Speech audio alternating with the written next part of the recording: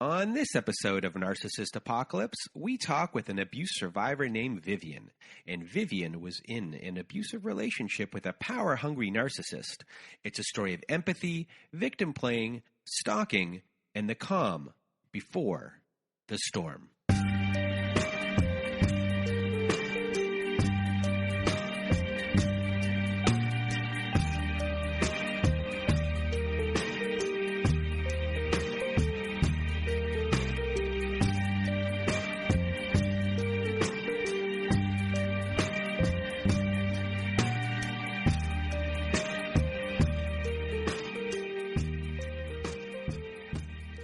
Welcome to Narcissist Apocalypse, everyone. This is a podcast that gives a voice to survivors of toxic relationships.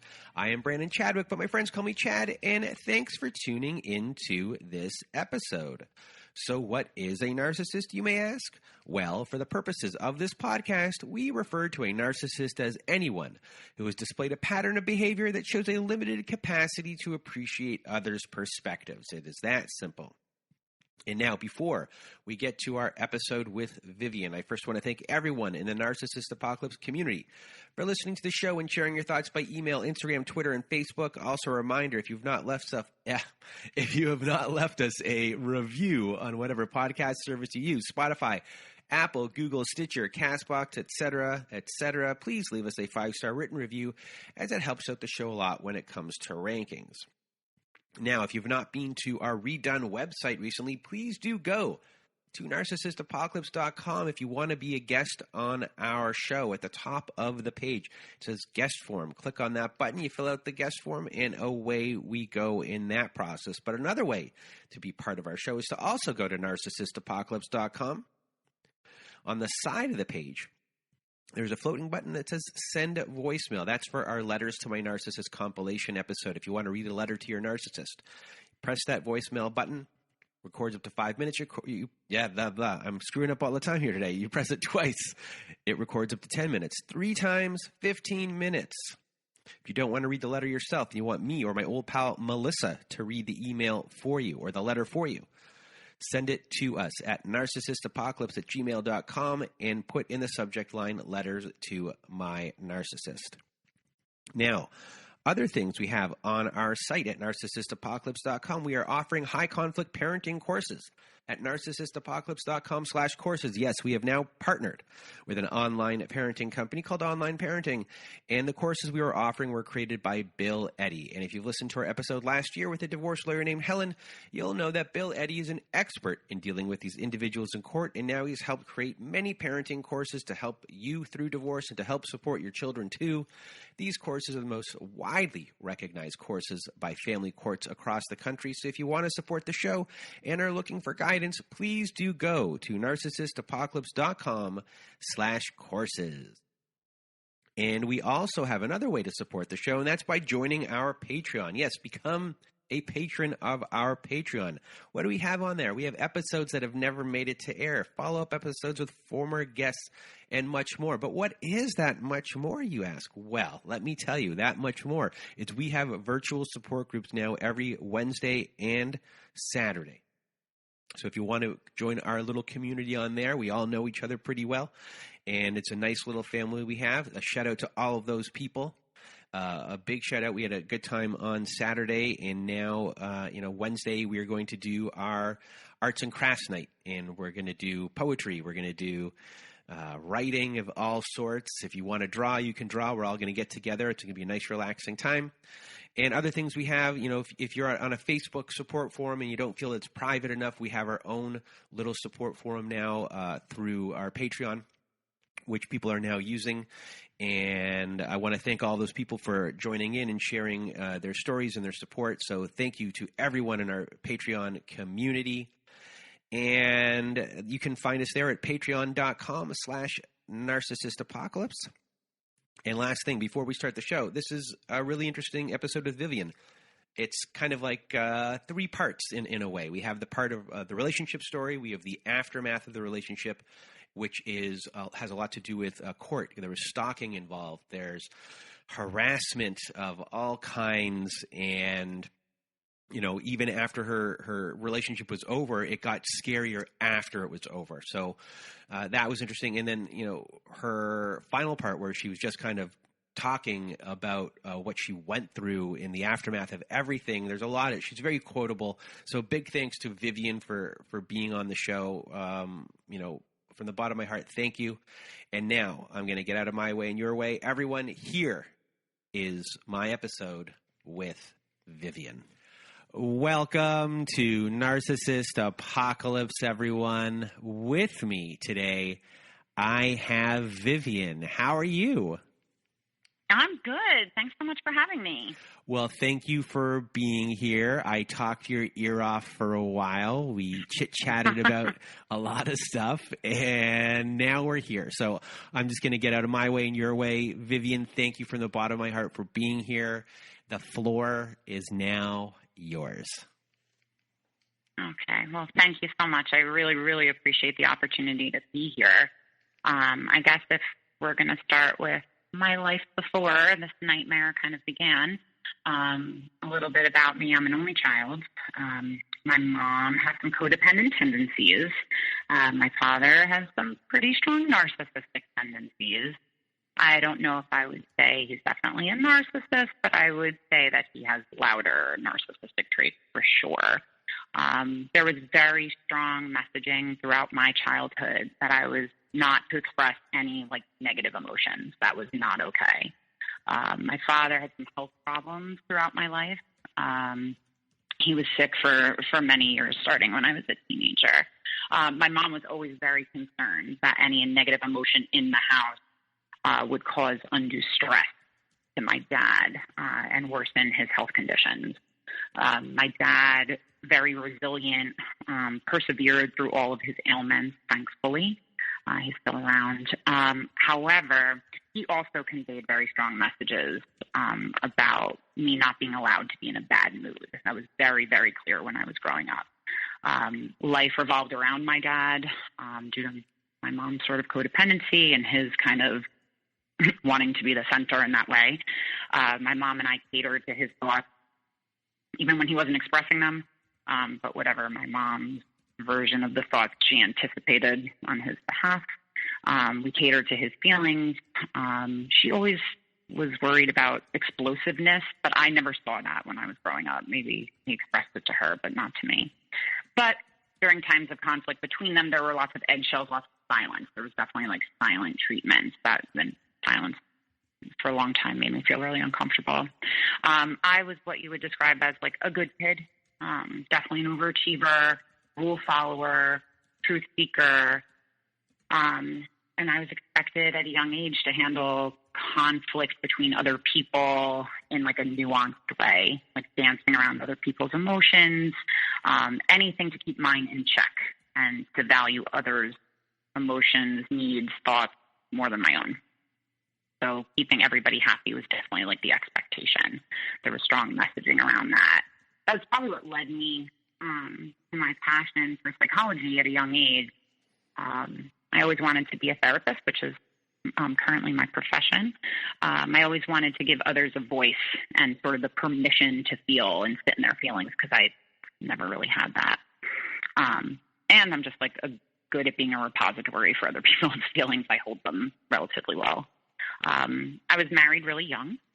This is not about my husband is not my narc. I got married at age 24, had 3 children. Marriage was good for the first decade. I chose him, who's now my ex-husband, and again, not my narc, because I saw the marriage between my parents and my mom, who was always very anxious, and my dad, who wasn't. I wanted to be the one who had more control in the relationship. So I very consciously chose my ex-husband. He was kind. He was warm. We drifted apart. We had a very peaceful marriage, but for many reasons, he kind of suffered from depression. He didn't want to seek out help. I wanted to be more sort of alive in my life.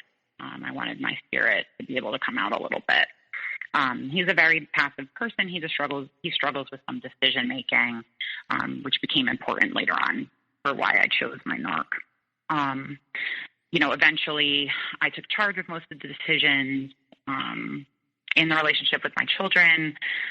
We ultimately kind of became roommates. We weren't intimate for the last several years of marriage. And so at that point in time, I was looking for what my definition of masculinity was. So in my mind, it was very much like my dad. Strong decision-making, protection. And so at that point, at the end of my marriage, that's what I was really looking for. So then one night in the fall, this was years ago, back before COVID, when you can actually like sit at bars and go out with some freedom and without masks, I went out to dinner with my friend, and then we went for a drink after. And then my soon-to-be narc approached my friend and I at the bar. I was sort of tending to a conversation with a very drunk guy next to me who kind of wouldn't leave us alone. And my friend later told me that the narc initially approached her and asked which one of us was single. I don't know if he didn't care either way. She's happily married. So she replied that I was single, which wasn't technically true at the time, but I guess true enough at the time for him. The very intoxicated patron next to me got the hint finally. He stumbles out, and my narc ended up sliding in and began talking to me. My first impulsion was that he was really grandiose, really arrogant, not my type. I wasn't really interested. Physically, he's very tall. He's sort of massive. He's built, intimidating looking. I later realized he was very intimidating, used his size that way as well.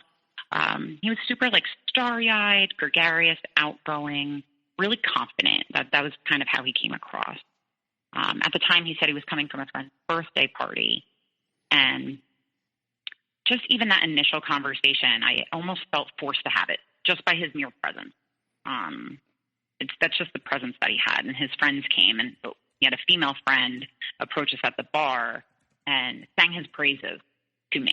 He was such a wonderful, generous person. Oh, my God, I mean, she was a little wasted, but still. And then a few others of his friends came up throughout the night saying the same thing. So I almost felt like people vouched for him, like he had some credibility in that moment. So I was not as on guard throughout the night. When he told me his name, it was sort of an unusual name. He said that it was a nickname given to him as a teenager. He told me that night he was adopted, but left his home at age 16 because his adoptive parents were very abusive towards him. And then in that moment, I remember feeling a strong sense of empathy towards him already. And this sort of began the pattern of my understanding his unhealthy behaviors and where they come from and where they stem from. Part of that is because of what I do for a living, so I think it's kind of ingrained, but the other part of that being just throughout my life, I was trained to explain away other people's bad behaviors because my reactions to it didn't really matter. And this being your first meeting, a woman being there to say all these nice things about him, reinforcing that he's a good guy, probably carries a lot more weight than a man doing it. And for sure, your first time meeting, and usually first time meeting, you're joking around. You're, it's very loosey goosey. This is heavy stuff you're being given on this first meeting right here. This isn't like a usual first meeting, I'm at a bar kind of talk, but you got right here into, his childhood, the bad things that happened to him. And right away, your empathy and, as far, his victim playing is on display in, the first 30 minutes to an hour, let's say. Yeah, absolutely. Absolutely. And doing what I do, sometimes people come up to us and say stuff like that. It's hard to explain. I don't know if I give off some sort of therapy vibe. So, yeah, it was red flaggy, I guess, at the time, but it wasn't so unusual. But yes, he was definitely playing it up. Mm-hmm. Definitely. So I cut you off there. I apologize. Continue. No, that's okay. Please cut me off whenever you want. So I remember him bragging. He was definitely bragged all the time. very bragging about the company that he owned. And the company he owned had some famous and high-powered clientele.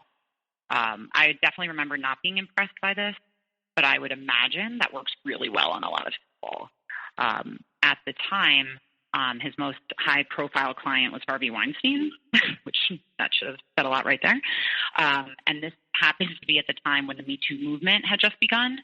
Begun being talked about. Obviously, it's always a thing. And we debated sort of the goings-on around that issue for like a while that night. So again, that was kind of heavy too. And of course, he's sort of not being on my side of that issue already. He showed me like his company crest. He had a ring to match.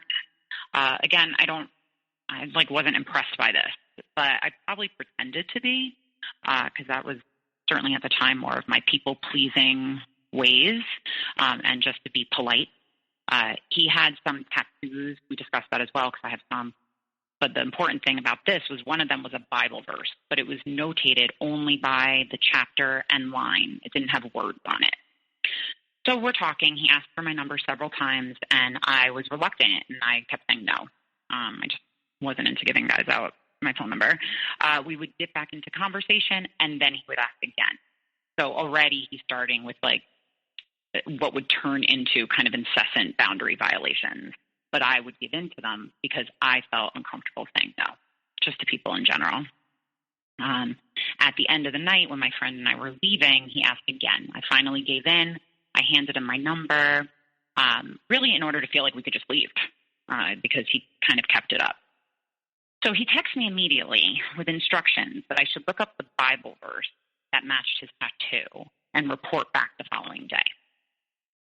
And of course, like, people are going to hear this and be like, what? That's ridiculous. But I remember at the time I was like intrigued by that. And I was like, wow, this is the guy who's like decisive. He takes charge. And for whatever reason, I didn't see it as controlling. I didn't see it as a red flag. But he had so many looking back.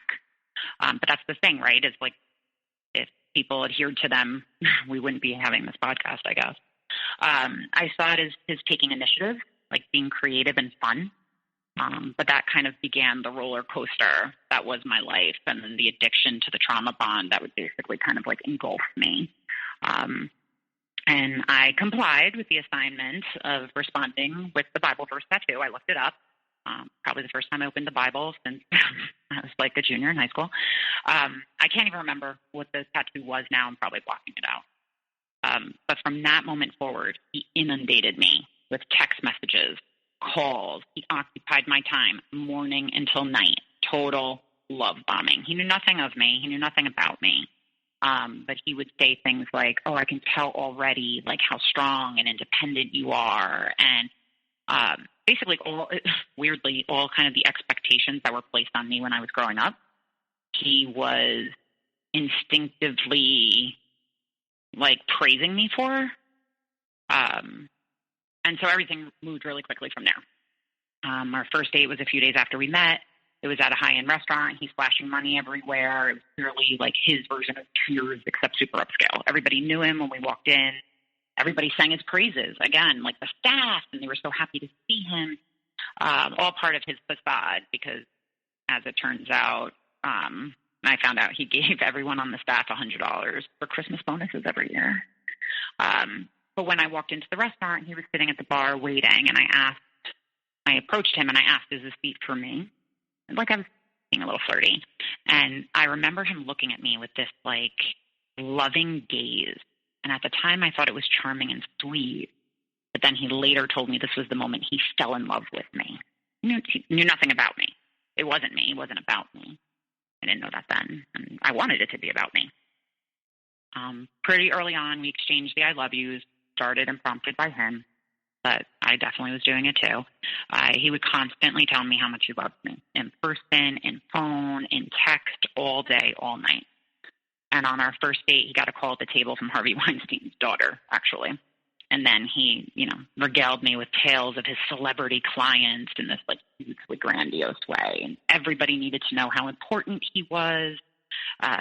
He was super charismatic. I mean, really personable, warm, funny, super smart. And from that dinner forward, we were basically inseparable. He occupied all of my free time. So just for 1 second, I'm going to interrupt, and I apologize for interrupting, but no, I worries. had to just kind of discuss it. You know, I'm a big movie person. In a weird way, your beginning there, like with the restaurant and all of that, it reminds me of Goodfellas. And oh, that's so funny that you say that. Because, you know, when it was Ray Liotta and Lorraine Bracco, and they do go underground, and he's giving tips to everyone. He gets the best seat in the house. You know, you have famous musician there. Everyone knows who he is. Everyone's going. And she turns to him and goes, you know, what kind of business are you in? And he goes, I'm in construction. And she looks at his hands and goes, these hands don't look like they're in construction. He goes, I'm in the union. He always had an answer kind of for everything. And you know, she was taken aback. It was like, you know, this whole, it wasn't just him, it was the whole scene. And it was hard not to like be in a little whirlwind of your head turning around like, what's going on here? And you know, to me, it's also super seductive. And sorry, for you know, you like, as soon as you were talking about that, all I could think about was Goodfellas, and that was you. You were Lorraine Bracco. Yeah, totally. And you know, whatever answer, didn't matter. I was like, wow, this is amazing. And you know, like to a degree, power, because that's really, it's all power, right? Like it is seductive. It can be intoxicating, and I definitely fell into that. I wasn't hugely impressed with like the name dropping that he did with the celebrities, but that whole scene, exactly like you're talking about, that to me, I was like, wow. And how lucky am I? How lucky am I to be in this situation right now? And that's sort of where my head was at. So again, I cut you off with my movie stuff. I love the movie stuff. Keep it up. Where were we? That's okay. It slowly turns into Sleeping with the Enemy. Not to be a spoiler alert, but that's where we're going with this. You know, like the organization in the cabinet is also kind of a thing, but you know, I don't want to give too much away. So he has an adult son, okay, and he's a little older than me, but he had started early. So he had an adult son and a 4-year-old grandson. He'd never been married to the son's mother, but he always described them having a very friendly relationship. And he said he was friends with some of his ex-girlfriends, and you know, he just never found the one, is all. Of course, I wanted to be the one. He then spoke really, though, unkindly about the exes that he wasn't friends with. And, you know, I'm sure everybody knows the deal. He claimed those relationships were, you know, ending due to the ex being unfaithful, super crazy. They were psycho. They cheated on him left and right. And then he ended up spending a lot of time talking about the exes. Like there was crazy like triangulation in that way. Of course, I didn't see it that way at the time. And I think he was trying to like elicit a reaction from me. But the only one he got is that I felt bad for him. You know, he was really playing up that victim, and I really attached to that in like an empathic way. Plus, I'm not really a jealous person. So if that was his attempt at that kind of triangulation, I really didn't bite on that. That's not my trigger per se. I have so many others, but that's just not one of them. So very soon, you know, funny you say about, you know, your movie reference, but very soon thereafter, he introduced me to all of his friends. I mean, like really early on, and most of whom were lifelong, and they definitely resembled the cast of The Sopranos. Like if you're looking at them sitting around that table, that was my life. Those were his friends. That's how they spoke. It was very, very much like that. Which is pretty fitting since later I discovered he was laundering money because, you know, always on the up and up. It definitely seemed like he liked showing me off, almost as if, you know, he looked better having me on his arm. He loved telling everybody what I did for a living. Like, okay. And I thought he was, like, proud of me for my endeavors. He was always bragging about where I went to school because I went to a good school. And he would basically, like, recite my resume to everybody. You know, later, of course, I realized he's attaching himself to my positive attributes. I took his bragging as a compliment because that's where my head was at the time. He just had this really entitled attitude, the sense of importance. He really thought he was so attractive, that he was so intelligent, very self-aggrandized. And what was interesting was that night when I met the cast of The Sopranos, one of them was talking to me for a little, and then he leaned over and said to my narc, "Oh, she's way too smart for you." And I think later on that night we got into an argument. But that kind of always was that pattern. Starting early on in the relationship, he would give me money every month, almost like an allowance, to help me pay for like incidental and personal things like haircuts, things like that. At the time I was separated from my now ex-husband, things were really tense at home, and I didn't have access to our marital funds at the time. So that was another way he almost tried immediately to have me attached to him. I initially said no, I didn't want his money, but he insisted. And at times he would even like slip money into my jacket pocket or my purse when I wasn't paying attention. Like he really wanted me to have his money. And like I said, like even the first night, but consistently throughout our relationship, he described a very difficult childhood, emotional, physical abuse, ultimately then ending in his escape.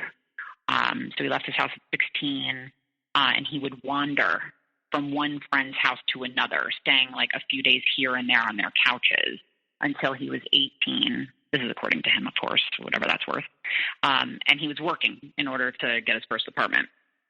When I met him, he had his own home. He opened that, he started that company that became very big, according to his fancy clientele. He ran it from a home office. He had all this free time. He had his shit together. That's how it seemed. His ability to take charge, make decisions, and like his perseverance and resilience. It was really appealing to me at the time. It was really attractive. I ran my whole household, my career, I had the 3 kids that I was raising, and I was looking for the relief of somebody else, like deciding on something for a change. That's what I was looking for, and he really honed in on that. And I thought he would do this with my best interest in mind, not the opposite, but that is what it is. I met a couple of his past girlfriends because he had like this huge social network, and they kind of fluttered in and out of that network as well. One of them seemed like really emotionally dependent on him, and she was like, I looked at her as really meek. And I remember feeling sorry for her, but it wasn't until much later that I realized why. Just who he is, and he really kept people trapped. Yeah, he always talked about he had a female best friend that he always talked about. She was living on the opposite coast of where we live, and he said they'd been friends for many years. They never dated, but when she was on our coast and visiting family, she would stay at his house. He had a closet in his house that was filled with all of her stuff, clothes, wardrobe, and that always made me feel uncomfortable. And his friends, his ex-girlfriends at times would also kind of crash at his place whenever they needed to, because he's super generous. He had this really large home. He lived alone, and, he was gracious enough to offer space to whoever needed it. This really didn't make me jealous. It just made me feel strange. I really wasn't worried about it at the time because he was really good at explaining everything away. And again, I almost felt lucky, like I was special, that out of everybody, he had all these people and he chose me. And I know it sounds super sad, but that's how it was at the time. And looking back, I don't even recognize myself. Like that wasn't who I was prior to him, and it's not who I am, thankfully, after him, even though it could have gone that way, I guess. So was there a moment for you that kind of sealed the deal as far as I'm in hook, line, and sinker? This guy, he did all of his love bombing and his trust building, and is there a specific event where you're like, stamp of approval, this guy's the guy? Well, yeah, and I guess it's tied into the beginning of the devaluation.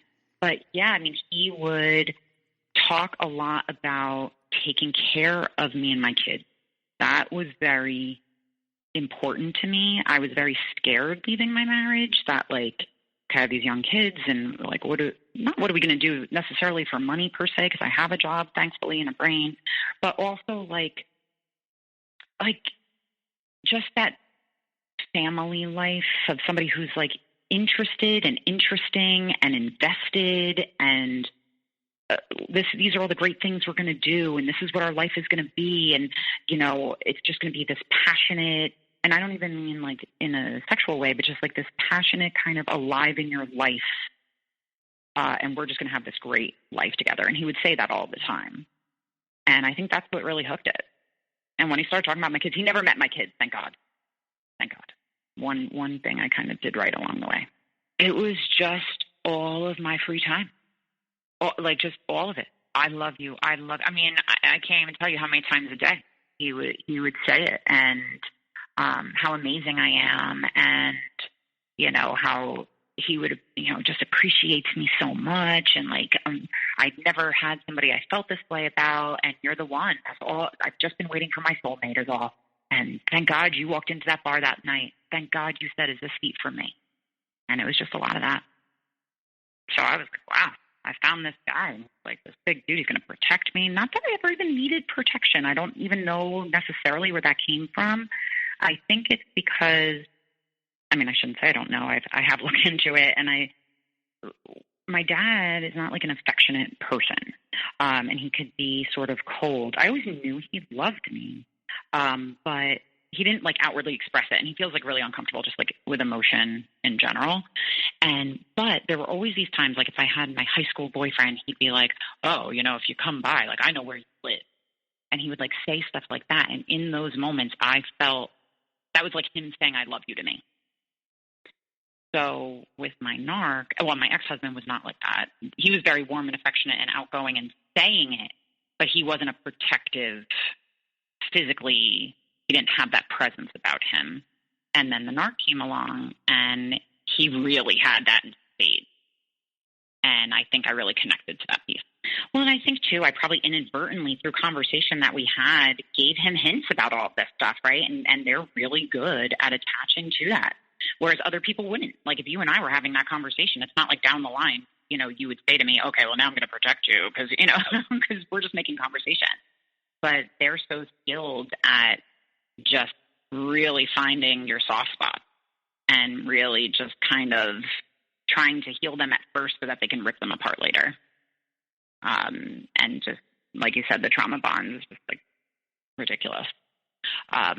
You know, and we weren't even together that long, and certainly not as long as some of your previous people who have, you know, recorded the podcast. But I still stayed in way past the expiration date, way past, and we weren't even together that long, thankfully. So the devaluation, it was very kind of systematic, and it started early on. I would say like a month in. And like we talked about, that golden period was amazing. Shows, concerts, restaurants. We were building a life. We went on errands together. Lots of them were going to the bank every day. Again, with his Sopranos cast. You know, I told you he was talking about a future. You know, he was going to take care of us. And I was sucked in. So one night we were in bed, and he began asking me questions about, like, really personal questions about previous sexual partners. He'd always been really open about his previous relationships, or all his past partners, or so he said, his activities. He kind of led almost like a riskier lifestyle around certain things. And I remember feeling super uncomfortable with the question. And I tried to dance around it. I feel like most people would try to dance around that. Well, probably most people would just say, "Get out of here. There's no way I'm answering that." He was really direct, and he explained that, like, he didn't care about my previous partners or relationships, but he wanted to know, so he would have, you know, we'd have the complete transparency in our relationship. It's hard for me to even say that without laughing. I revealed a couple of things, but I kept it really vague. But he wasn't satisfied with that answer, and I could tell just by his, like, body language and things he was saying. And I remember feeling, like, really uncomfortable around the fact that I wasn't able to, like, make him feel better with the information in the moment. There was always something in my gut that didn't want to give that information, and I wanted to keep it private. Looking back, of course, I see that question and or the information that it wasn't answered completely, and the timing of when it was brought up, because he would always do this right before we were going to sleep. It was just a complete boundary violation, just like such manipulation. And unfortunately, this kind of became the theme of most of our nightly conversations. And he started asking just like every other day, and then it was just like definitely daily. And then the more he asked, the more exhausted I became, like as a result, just the conversation. Like the conversation itself was exhausting. It increased anxiety, I think, because I had some shame around it, if we're being honest. And the more information I would give in hopes that it would end the line of questioning. Like I just wanted to stop talking about it. So then I would kind of give more and more and more, hoping it would stop the conversation, but it never did. So what he would do was say every day that he wasn't able to sleep the night before and that he was kept up most of the night because he had a gut feeling that I wasn't telling him everything and that I was keeping things from him, meaning like who my previous partners were, details about it, just like really private, personal things that I think most people don't talk about with anybody.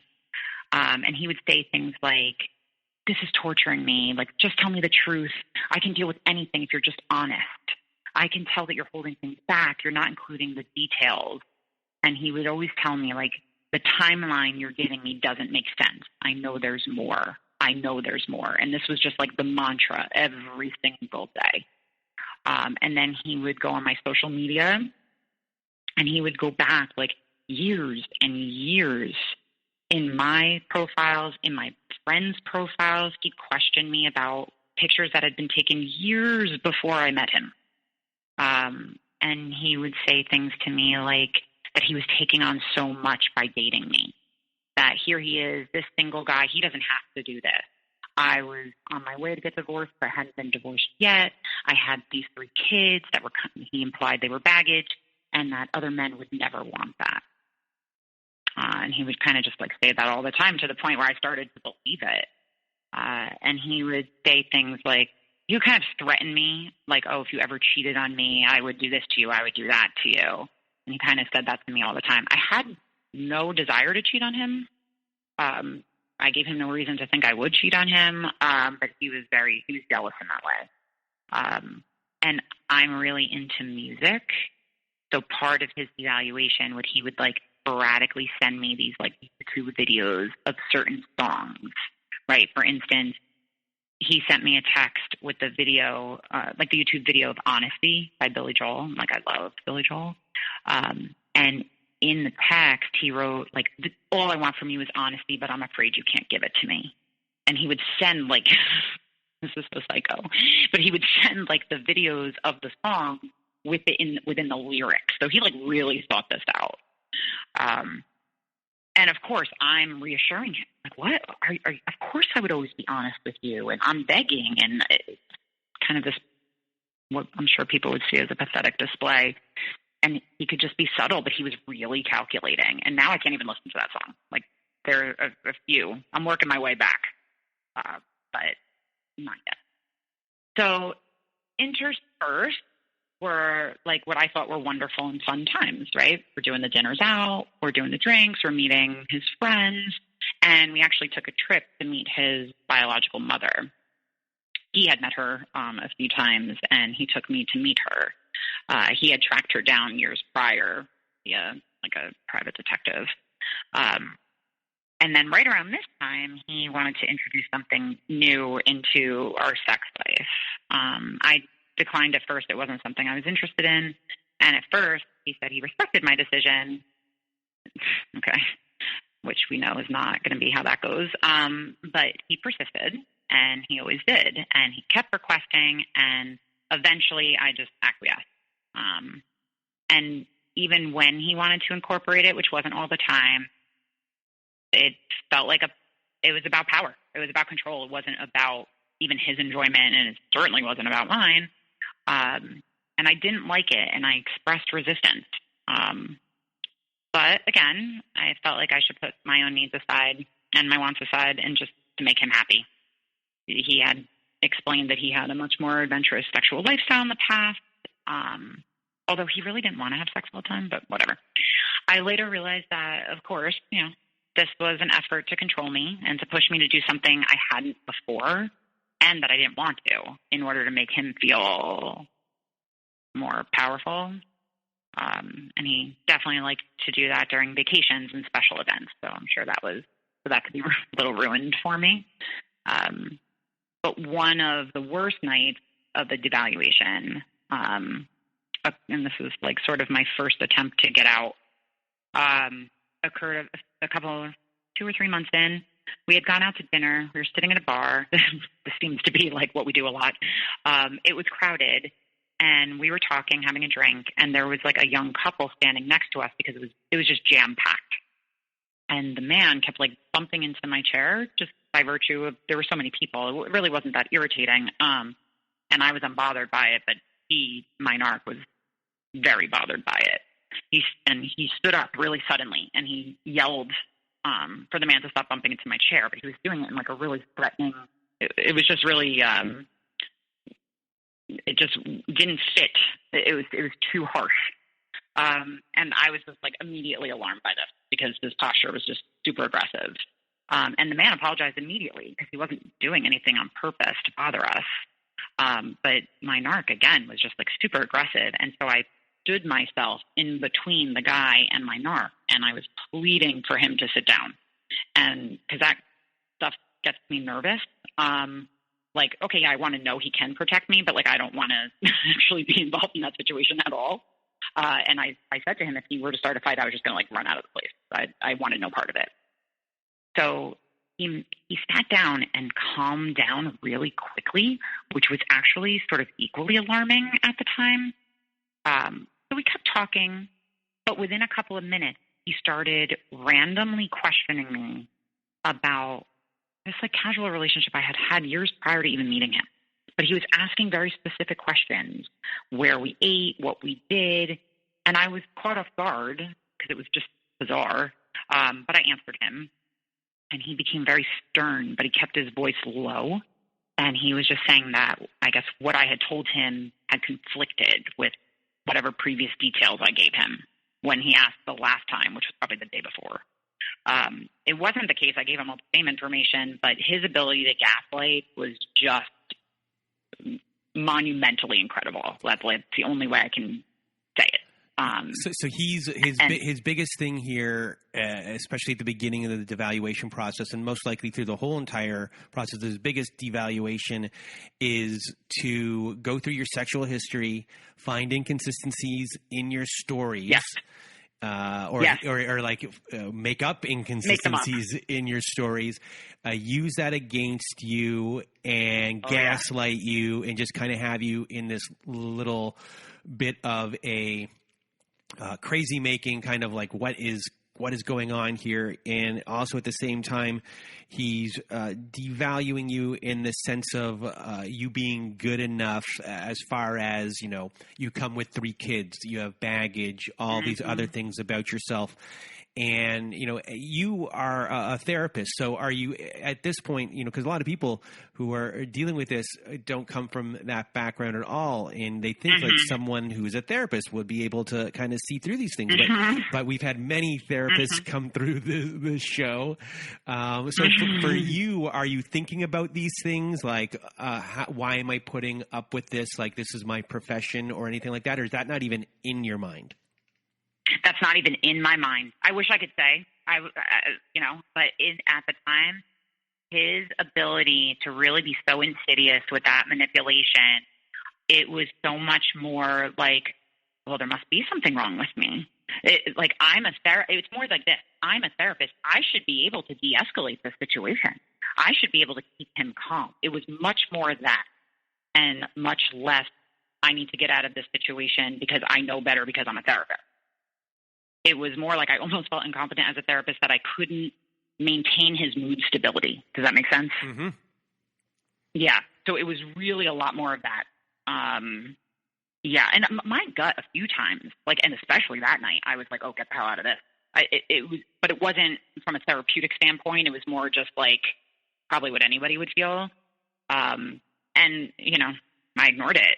And plus, like, when we're going to school to be therapists, right, like, in our curriculum does not really involve this, right? Like, you take an abnormal psych class undergrad, and even in graduate school, maybe you do it for a semester. And, you know, you go through narcissism, like, in 15 minutes of your class period.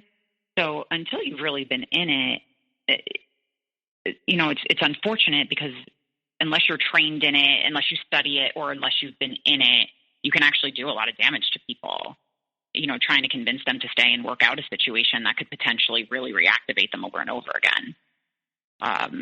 But I wasn't seeing anybody who was it. I had a different demographic of client at the time. So I don't think I messed too many people up. So I guess that's good. But you know, fortunately and unfortunately, I know so much more now. You know, unfortunately, having been through it, but very fortunate in that I feel like there's a lot of potential to help other people. So that maybe even if they do have to go through something I went through, at least they can get out, you know, before really bad things happen. Yeah, because in my notes that I maybe from like 15 minutes or 16 minutes ago in the conversation, I'm being really specific there. I wrote down reverse psychology, and I was like, why did I write reverse psychology down? And you know, because a lot of the times in the situations where someone might be like, this is not good for me, I'm going to break up with this person, you know, that's your mentality. But when the other person, before that even comes to play, pulls a card where it's like, in a way, they play the victim and they play into that other person's psychology, and your psychology being of a fixer of a sort. Oh, Yeah. I'm broken or whatever. All of a sudden, that thing that might tell you whatever, all of a sudden that little reverse psychology move has you going, I don't want to break up. We can fix this. It's a really small little thing. And in your case, I think that's kind of what has happened here in a lot of it. For sure. For sure. And also it's almost like hits your ego, like especially in my profession, right? It's kind of like, oh God, you're going to leave this? Like you couldn't fix that? Like you must not be that good. And that's my own narcissistic trait, right? If we're really going to look at it. Thankfully, my empathic ones are a lot louder, I think. But sure, that hit it hit so many things. So many, you know, and so I'm sitting there in this restaurant. Now I'm scared to death because it's that getting really calm. That's always the calm before the storm, always with him. And so as soon as he got really calm and very suddenly and sort of his voice went lower, that just wasn't a good sign. So he starts this questioning. He's starting to gaslight me, and then he wants to leave. We weren't even done. And then I knew it was really going to get ugly. And so he didn't speak to me the whole car ride home. The silent treatments never lasted long, but long enough until like you're scared. So they didn't go days. Like it wasn't like that. It would be like the car ride. So we made a stop. Like he wanted to get lottery tickets. So we stopped at the store, and I wanted to stay in the car because I was kind of in this weird frozen state. And before he got out of the car, he sort of yelled at me, and he said, by the time I get back in this car, you had better get your story straight. And it was like with that disciplinary tone to it, and like a threatening, veiled threat, but not really all that veiled. And he would always say to me that if I lied, he would eventually always find out. And he would always kind of triangulate my friends into it. So he would say, hey, listen, we do things with your friends all the time. And one day, one of them is going to slip about something you said. And it doesn't matter when it is. It could be a month. It could be a year. And no matter when I find out, and I'll always find out, I'm going to leave you. And I don't care where we are in the relationship. I don't care if we're married. I don't care if I've known your kids for 20 years. It doesn't matter. I'll leave, and I won't care. And so I was always terrified. Like, not only about the kind of leaving the relationship part, but I was just always terrified about what he would do if he interpreted something as being different from how he remembered what I told him. That whole gaslight thing was just insane. And so then it got to the point where I was constantly like checking my recollection of my own life against what I told my friends along the way. So this is when I'm calling my friends and I'm like, okay, remember when we went out to dinner like 4 years ago? Like, was I wearing a black top? Because there was a picture, like that kind of ridiculousness. And my friends were like, what are you talking about? I don't even remember what I had for breakfast. Why are you asking me these questions? But I was terrified that I accidentally lied to him and he would leave me, or if I would remember something incorrectly. So then I'm like an anxious mess. It just like increased my anxiety tremendously when I was around him. And it led to me feeling like really insecure all the time. And again, not an insecure person. So anyway, he gets back into the car. I don't remember exactly what I said. I was always in this, like we talked about it earlier, this sort of perpetual fog. I probably just admitted to whatever lie he said I told because I always fell on the sword. Because my whole life, like my parents were always, well, my mom in particular would always say, like, you don't need to be right, you need to be happy. And I like kind of took that mantra on my own and like, all right, yeah, sure, I lied. Okay, whatever. I just wanted to be happy with him. I wanted the conversation to end.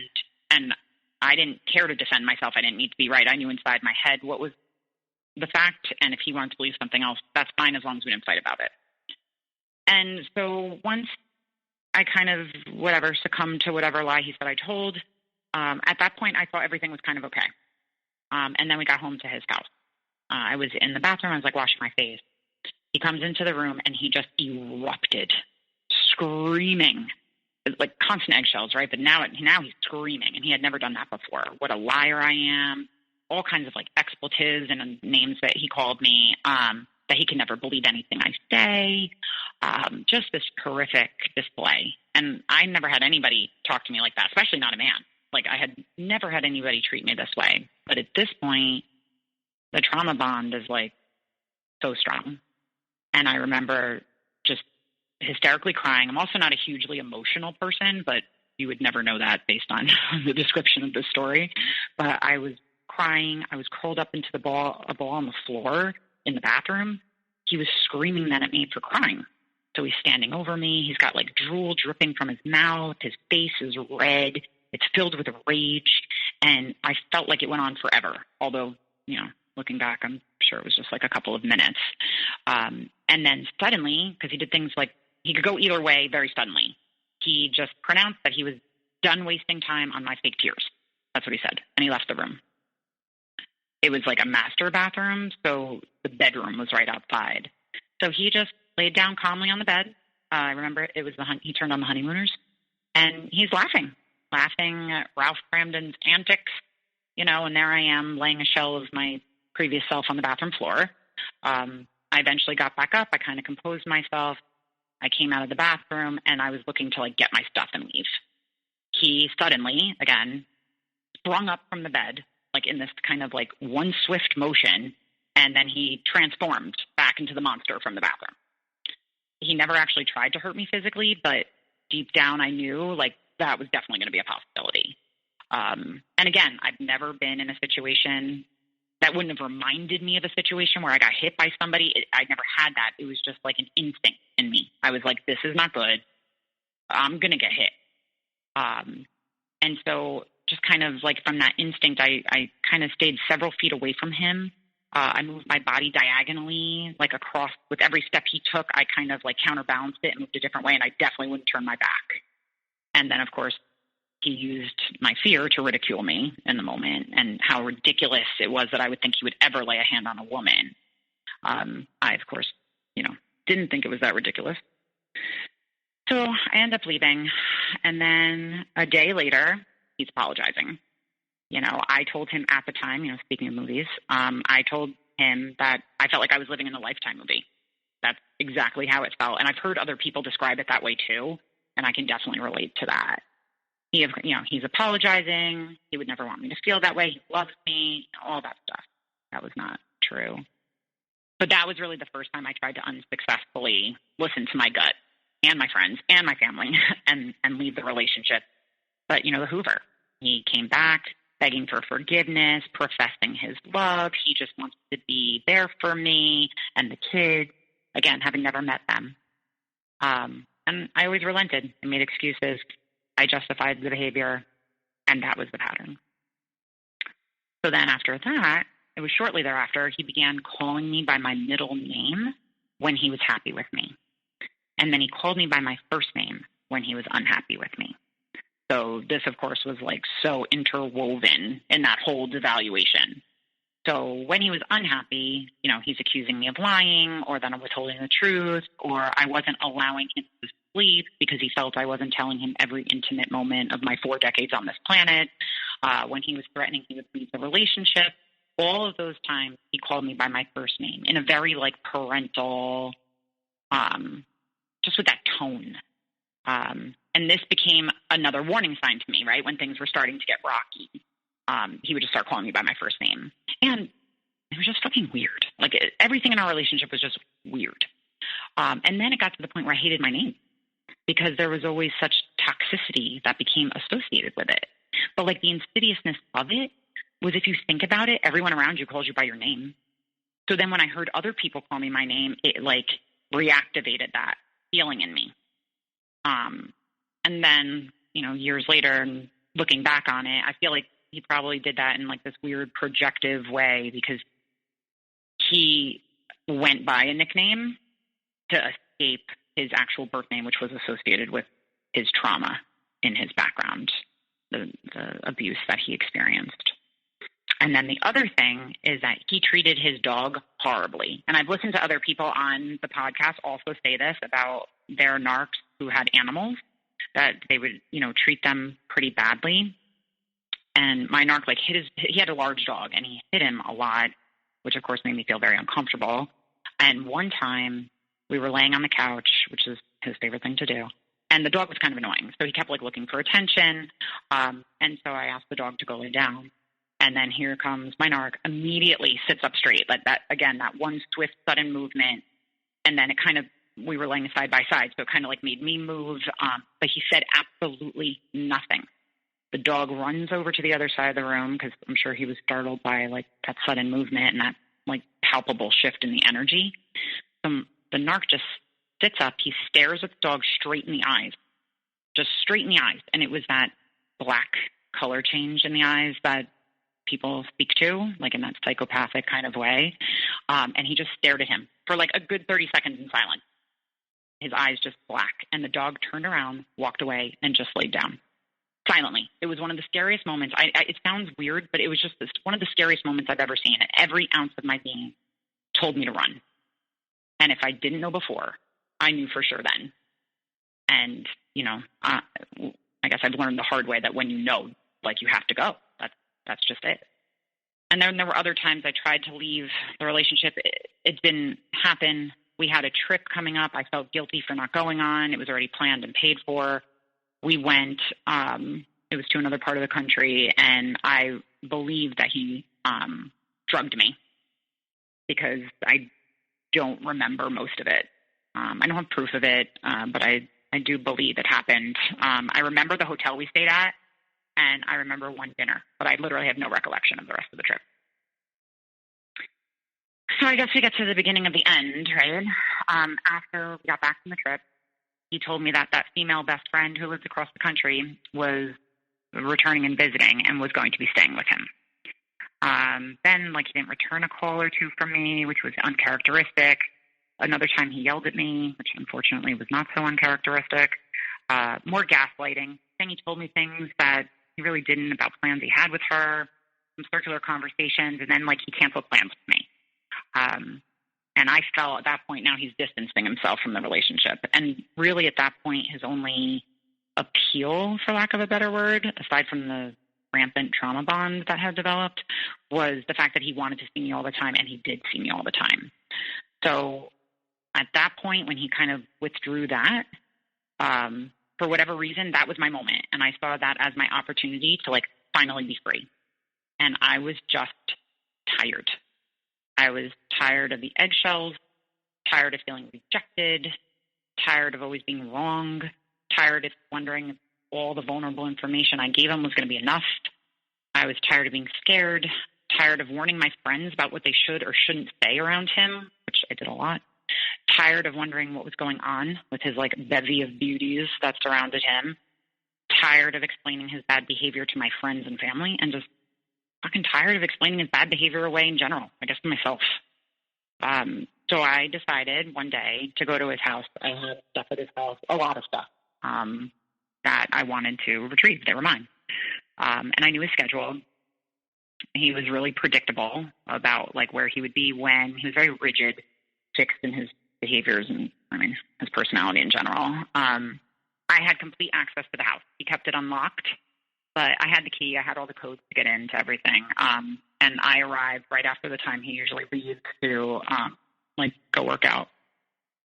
And I got in there and moved as quickly as possible. Like, I mapped out in my head exactly where I kept everything. So, like, I left no trace of myself behind, or that's what I wanted to do.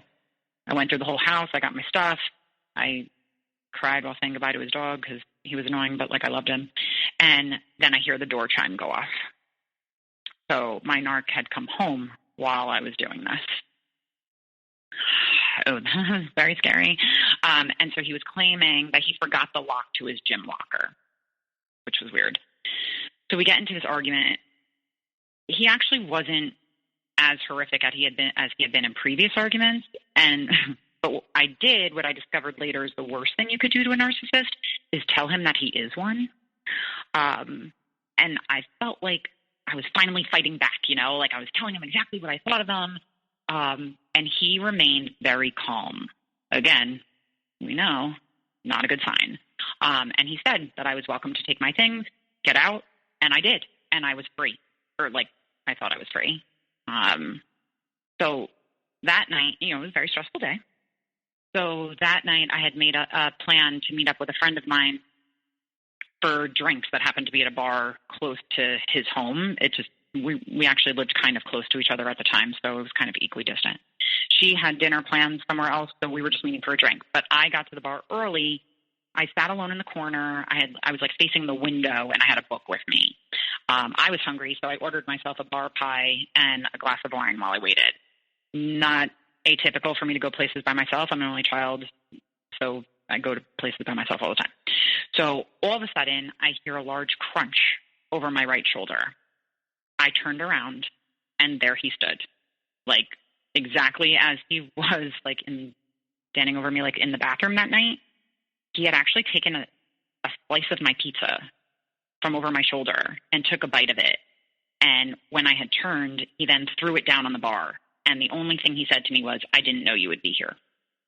And then he turned around and walked away. And of course, like, my stomach's in my throat, right? I froze. I said nothing. I was shaking, obviously. He had left. I called my friend. I knew in that moment I had like two choices, right? It's like a choose your own adventure book, like my entire life. So like I could stay and kind of reclaim my right to be anywhere I wanted unafraid, or I could take the other choice, which would be to leave, just meet her somewhere else. But I thought that if I left, it would mean like I'm giving my power away, right? So I decided to stay. So she meets me. I'm trying to unwind. I'm trying to kind of like shrug off the incident as like a coincidence. And probably that I should have picked a different place that wasn't as close to his home, right? Again, making excuses for him. Another time I bore the blame. I, of course, was wrong again. But about an hour into her hanging out with me, he texted me. And it just said, "Enjoy your date." So I kind of blew it off. I'm talking with my friend about how the day went, and of course how he's automatically assuming in his kind of frenetic and jealous way that I would immediately be going out on a date, like with his replacement, probably another projection. I'm sure he was doing that. At this point, I'm just hoping he goes away. So I just ignore the text. And then he sent me another one an hour later saying that he found my estranged husband on social media and had reached out to him. So now he's my ex-husband. He knew that I was dating my narc. I had told him we knew. He had asked me like a month prior to this if I was in an abusive relationship, which was strange. And I had denied it then, but I mean, it's definitely what it was. I don't know if it was because of how I was acting. I'm not even sure why he asked. He was right. So I leave the restaurant because now I'm in like a frantic state of panic. Now I know I have to. Sorry, and just to clarify for everyone, technically here, the relationship is over, in one Yes. sense. However, now this terrifying part is beginning, where you have left him, and now whatever jealousy, anger, rage, or whatever else is going on has kind of taken over, and the next part of your story is dealing with what is about to occur and the lengths that he goes to disrupt your life. Oh yes, to destroy my life. Yeah. So I leave the restaurant. Now I'm like, I got to go kind of do damage control, right? Go to the soon-to-be ex-husband and kind of explain that, I was in an abusive relationship. This is now what's going on. Thankfully, because my ex is not a psychopath, he said that he wasn't going to respond to the narc, and he wanted to stay out of it. Thank God. But, not a fun conversation that the two of us had in that moment. So at that point, I respond to the narc, and I'm just like asking in desperation for him to please stop contacting me. Just kind of like, let's just go our separate ways, wish you nothing but the best, but like, we just have to, please leave me alone. So then he began his threat to expose me to my children and on social media regarding all of the personal information I had given him about my previous sexual relationships. So I gave him the information that would then be used to torture me. I'm the one who weaponized him. The information that he said prevented him from sleeping would now be what haunted me in my every waking moment. I begged, I pleaded for him to not involve my kids, as they were completely unaware that my ex-husband and I at the time were even getting divorced. We hadn't told them yet because it was still during the school year and we didn't want to disrupt their school life. So the narc continued his threats. He just kept saying, like, your kids are going to know, just horrific stuff. It was just awful. So it was about 2 a.m. I decide that I need to go to the police and I need to find out what my options are. So I went alone to the police station. He called me as I was driving to the police station and just berated me, just screaming at me the entire way there. Just screaming. I'm pretty sure he was drunk. I let him rant on. I was hoping that he was drunk and that he would just kind of get it out of his system, leave me alone and pass out. That was my hope. Unfortunately, that's not what happened. When we finally hung up, I ran into the police station. I mean, I was like panicked. I was so upset. The officer that took down my information was very kind and very gentle with me, thankfully. And while I was trying to explain to him what had been going on, my narc called me 43 times.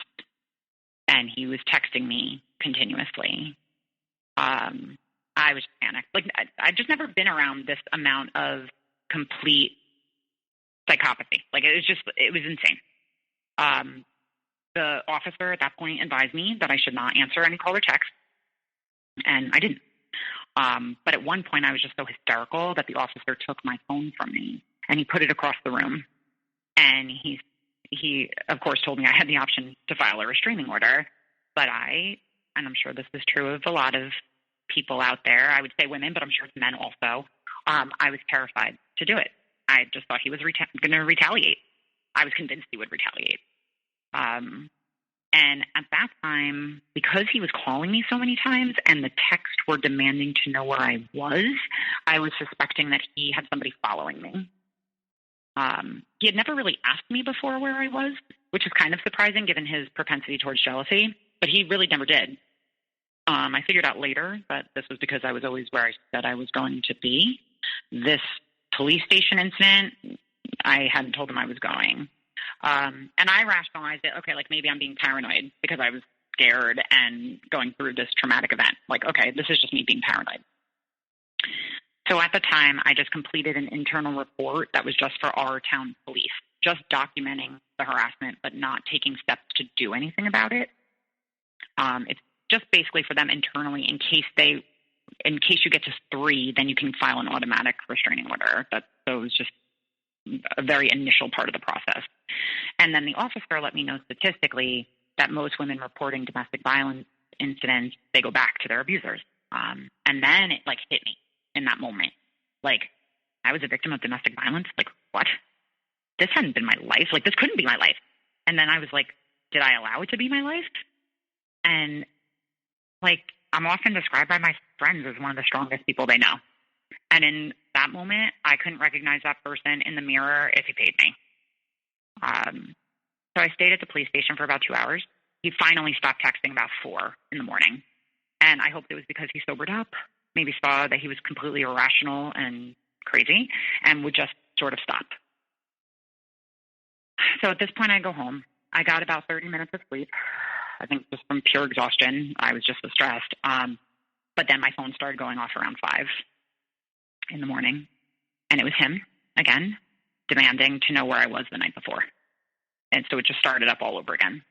And I didn't reply.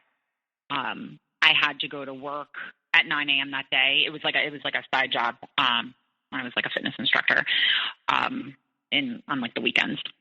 So when I arrived, my coworkers from the gym greeted me at the door, and they were asking me if it was my birthday. It wasn't. And they showed me 24 roses that had been dropped off minutes before my arrival by my narc.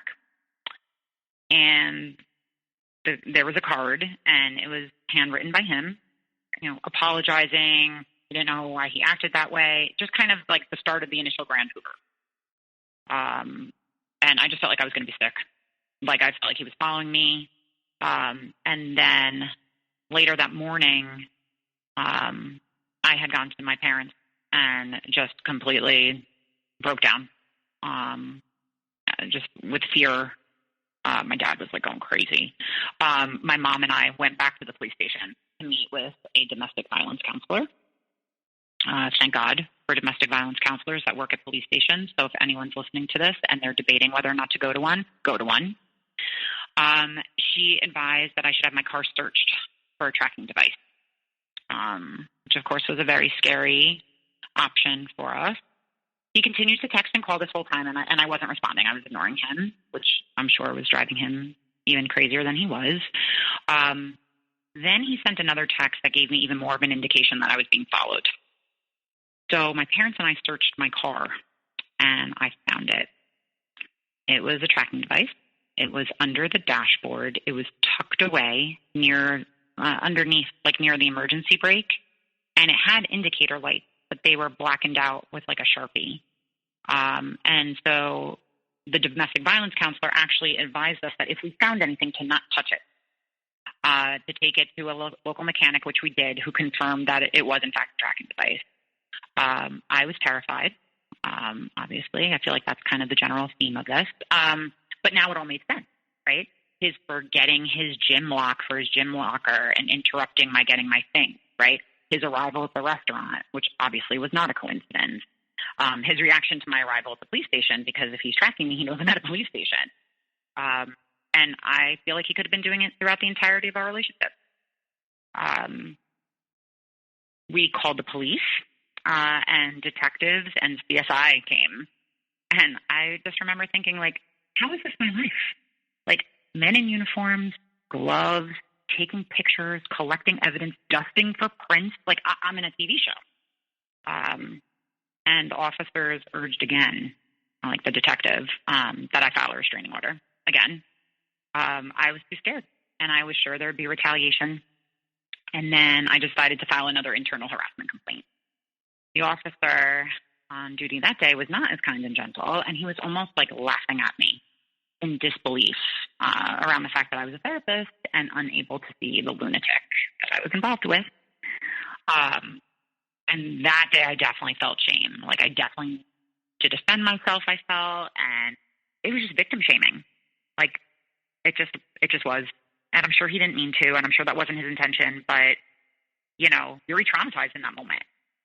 And, also, like, keep in mind, my children have no idea what's going on. So when I'm home, I have to keep that shit together. Also, at this point in time, because, I'm starting the divorce process, I'm interviewing for jobs. So I'm literally, like, going to the police station and then going on a job interview, like, same day throughout all of this. I end up getting the job. But it was just bizarre. It was just awful. So from this point on, I'm contacted by him in various ways every day. email, text. At one point, he mailed a package to my parents with an apology letter for them, one for me. He put in their sweaters of his that were old that he thought I should have, just beyond. And then the emails would vacillate between like really sentimental and warm, please come back to me, to cruel and vicious. So he would send videos from our vacation that I don't remember, containing the two of us like having fun and laughing. Again, I don't remember any of those times, to messages saying that my entire town was going to know what a horrific and disgusting liar I am, and that he was going to blast it all over social media, create websites, just everything. And the Hoovers were like predictable in that I knew I was going to be getting them, but I never knew what the content was going to be. I didn't know if it was going to be nasty or wonderful. I just continued to ignore him. Like I was no contact. I didn't respond. Well, I wasn't true no contact because he could contact me, but I wasn't responding. So this is where everything takes. If you think it's a bad turn, it just gets so much worse. So 2 weeks later, I get a call from my soon-to-be ex-husband. So at the time, we're making appointments with mediators. We want to have a peaceful, relatively quick divorce. And all of that changed following his phone call to me that day. He said that he received a letter at work from my narc. My heart dropped. He worked in a company where everyone's mail was looked at prior to their receiving it. So the letter was sort of like a victim statement from the narc, saying how much of a liar I was and that he regrets having ever gotten involved with me. And then he proceeded to list and describe in detail all of the personal information that I had given, most of which my husband at the time was not aware of, but was then. I just felt horrified. My ex was irreparably embarrassed and hurt. He was scared that his job was going to be in jeopardy and impacted. And now all of his coworkers, now this is the gossip around his office. I, of course, shared the same fear on his behalf. And I realized at that moment that the narc would stop at nothing to destroy not only my life, which is, I guess, fine in of itself, but the life of those around me. So I left work immediately. I went right to the courthouse. I filed a restraining order. It was such an exhausting and lengthy process. So during this process, my soon-to-be ex-husband hires a lawyer immediately and began what would be a very nasty and understandably so divorce proceeding. Again, I'm in the middle of job interviews. I'm holding it together when it comes to the kids. I had to now hire a restraining order, like a lawyer for that. I get a temporary restraining order, no problem. On the temporary restraining order, me, all three of my children, my now ex-husband, and my parents. So the judge thought it was like enough. All of those people were covered. So my narc, he evaded getting served for days. He wouldn't come out of his house. He wouldn't, like when you get like a temporary restraining order, it's not a criminal thing, so they can't like go into your house and nab you, like they have to wait until you come out and then they serve you. 3 days later, I received an email from him, the narc. It contained the same letter that he had sent to my ex-husband's place of employment, and my father was copied on the email. So he wanted my father to see all of the personal information that was very vulnerable to me and not something one would want their father to read about. Let's just put it that way. I quickly called my dad, and I asked him to not open the email. And thankfully he didn't, thank God. But then the subject line of the email read, quote, not officially served yet. I called the detective on my case, who called the prosecutor's office, and they determined that even though he was evading the restraining order and hadn't been served, that the subject line of that email acknowledged that he knew there was an order against him, and so it counted as a violation of the restraining order. It was a Friday. He was arrested for the violation, because that is a criminal charge, and he spent the weekend in jail. And it was the first time in a really long time that I was actually able to sleep, knowing that, everybody around me was actually safe. And, of course, he would never accept any accountability, so he decided he was going to fight the restraining order. So we had to go to trial, and he made it really difficult. Of course, he hired a criminal defense attorney But in our state, like a family law attorney would actually handle that. So I found that to be pretty telling. Like, oh, you just had a criminal defense attorney in your back pocket. And when he got to the courthouse for the beginning of the trial, he requested that the restraining order change to what we have here called civil restraints. So basically what that is a gentleman's agreement is made that he wouldn't contact me, but he would have no criminal consequences in case he did. Thankfully, my lawyer laughed at him and refused that. But then I realized that this is probably his pattern, like with other women, the civil constraint, and that no one, just like the police officer had told me was the statistic, had actually gone through with an actual restraining order. So, I'm a perfectionist. I don't like to give up. And so I became more like resolute in that moment that I wasn't going to be the common statistic, right? So we go to court. He shows up in casual clothes, like jeans, a T-shirt. Like he had more respect in his clothing when we went out to dinner at his place on a weeknight. He was supposed to stay away from me everywhere, of course, and that counts as in the court building. But he would not do that, and so he would goad me. And so my parents, my lawyer, and the 3 police officers that we had subpoenaed to the trial would kind of form this circle around me while we were waiting to go into the courtroom. So having to watch my parents testify in this trial was one of the hardest and most shameful moments of my entire life. To watch the fear in their eyes on the stand and just their sense of the unfamiliar life that I wrapped them into. It was just awful. It was just I was so filled with shame. It still provokes a lot of that. And I just silently cried through the entirety of the trial. The anxiety was just completely unbearable. I hadn't seen him in a while. And so just the fact that he was there, and at times he would look over from across the room and he'd laugh at me. And he was just full of fuel, just loving life in that moment. He just loved it, loved every second of it. And his attorney accused the detective on my case of having an affair with me. Because in between being terrorized, trying to protect my family, keep my children unaware of what was going on, interviewing for a job, protecting the sanctity of my career and my overall sense of self, I was definitely looking to start an affair with the detective on my case.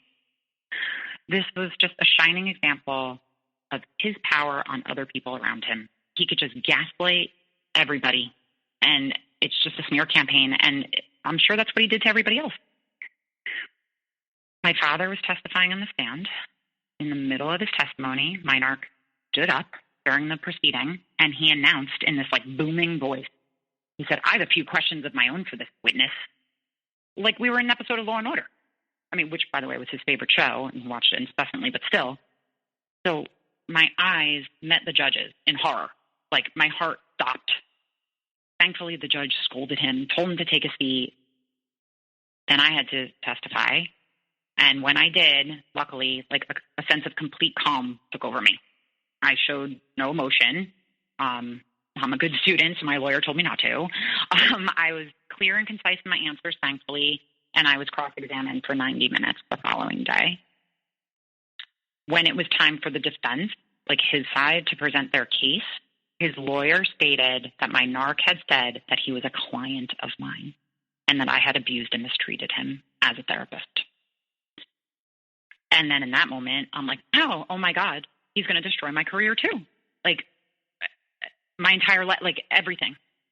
Thankfully, the judge shot that down too and wouldn't admit any of that into evidence because it was completely unfounded. Not only was it ridiculous, but the specialty in my practice is with a completely different demographic. So he had no leg to stand on. And at the end of our side, we had 14 pieces of evidence entered into the case log. We had 73 pages of text messages, and he had 0 pieces of evidence. And he didn't even testify, the true coward that he is.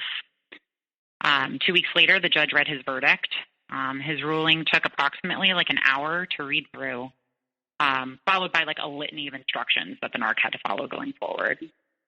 I don't remember much of it, aside from the judge calling the narc despicable. I'll always remember that. And granting the permanent restraining order, so it's no matter where I am in the world, country, wherever there's extradition laws, and forever. and it was granted on the basis of 4 counts.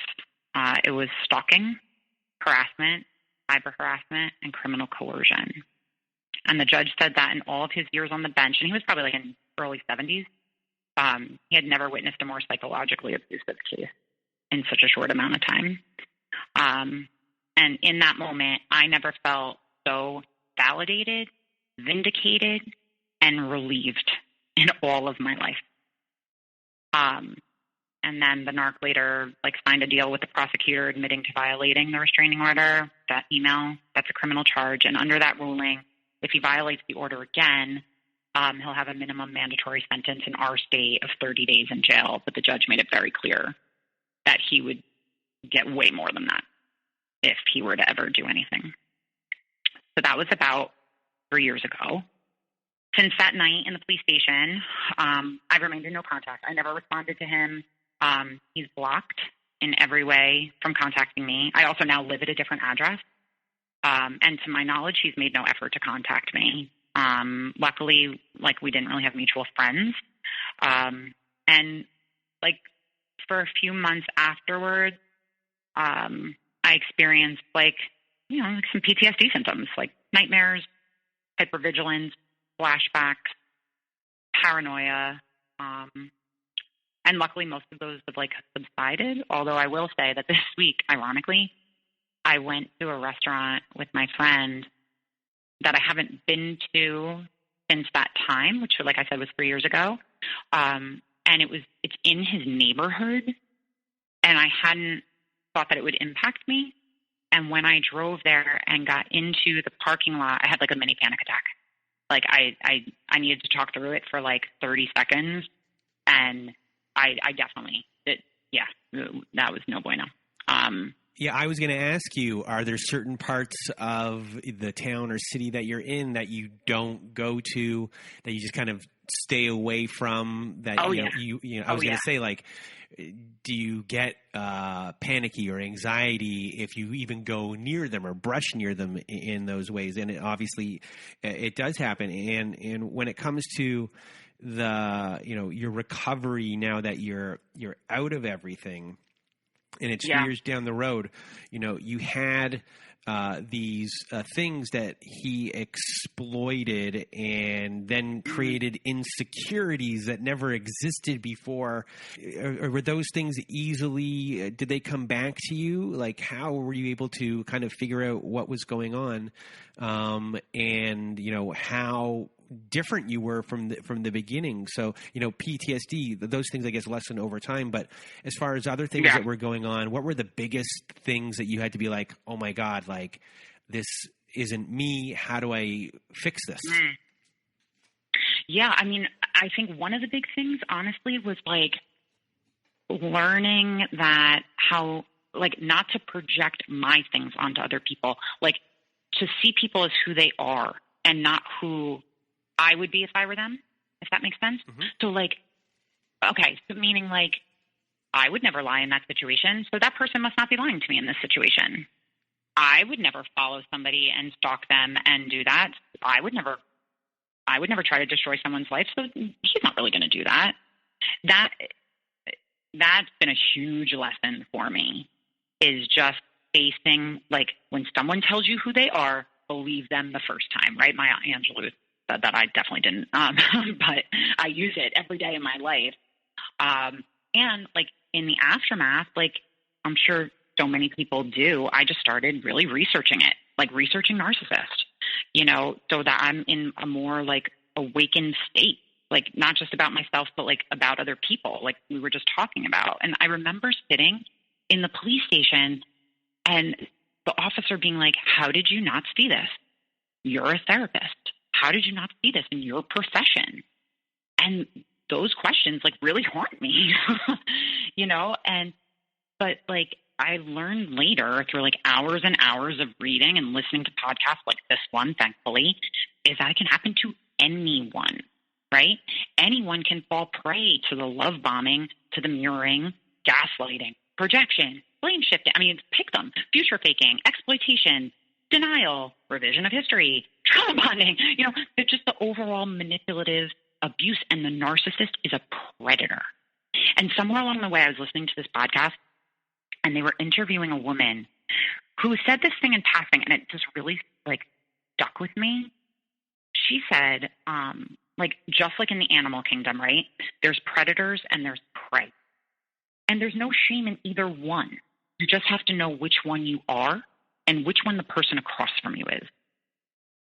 And it's actually pretty interesting because, like, sometimes I'll bring it up in conversation with people to see, like, what they would choose to describe themselves. And the huge lesson in my life has been not everyone is good, right? That's still a hard concept for me to grasp, but it's, like, really real. In my field, we're fixers, like you said earlier, right? So you don't get with the concept that there are just people who are bad because it kind of, like, negates what I do for a living. So my whole concept of people are like, people are good. And I remember saying that to one of the police officers, the second one who like wasn't as nice, and he like laughed in my face. But I understand from their perspective why they would laugh. Sure, from police officers, you see evil all the time. I didn't see evil in my life. I saw silent treatments and some eggshells. But I led sort of a sheltered life. Okay, big deal. I couldn't really show too much emotion. I mean, obviously that creates issues later on. But again, I didn't have this like traumatic, upbringing that so many people unfortunately do. And nobody has like immunity against the manipulations of a narcissist or like toxic people or psychopaths, sociopaths. It's not like COVID. Like there's no vaccine. You can't protect yourself. You just need to have like, and I've learned along the way, personally and professionally, like you need to know how to identify it. You need boundaries. You need to have like knowledge into your own issues and not connecting them to blame on another person and not connecting them to shame within yourself, right? That he could use that with me, with that, my past, because I had shame around it. So he used that and he took a chokehold on it. And thank God I'm on the other side of it. Again, like a little panicky here and there. And now I've begun to see clients who are victims of narcissistic abuse.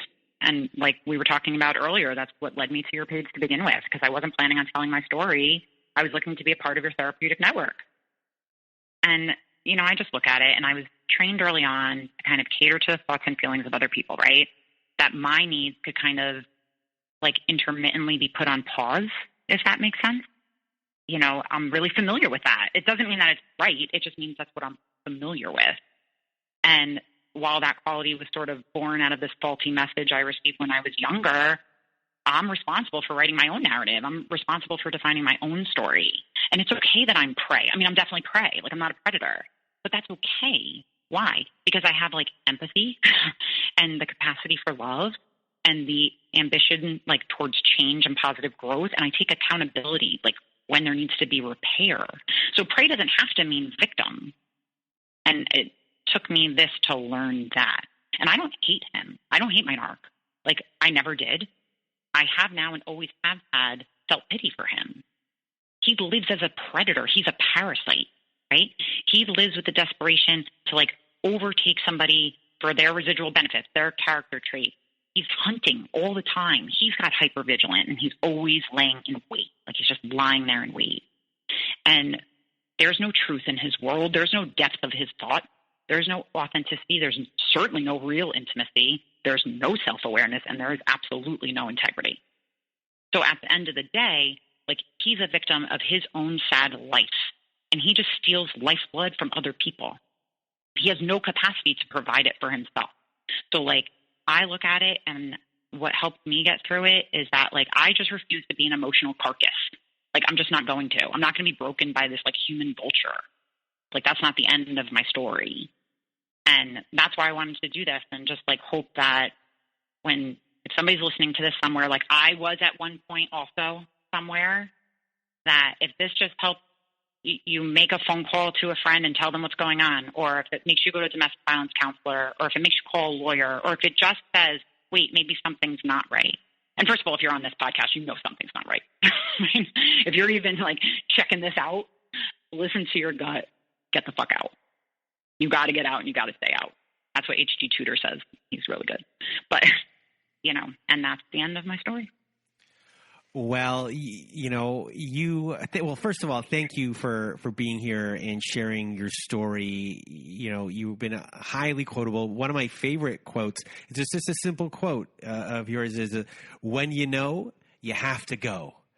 And, like that's kind of, for a lot of people, when it finally clicks and you know really what you're dealing with, it really sets in the motion of, okay, how do I kind of get out of this, and sometimes it takes a bit of time, but, even for you during your story, part of you kind of getting out was, planning, when is he going to be out of the house? I'm going to go here and kind of take that. So, and for some people it takes longer, especially when you have people who are, in relationships, don't have money and they have to start putting money away slowly, but surely. Absolutely. The planning of it, of course.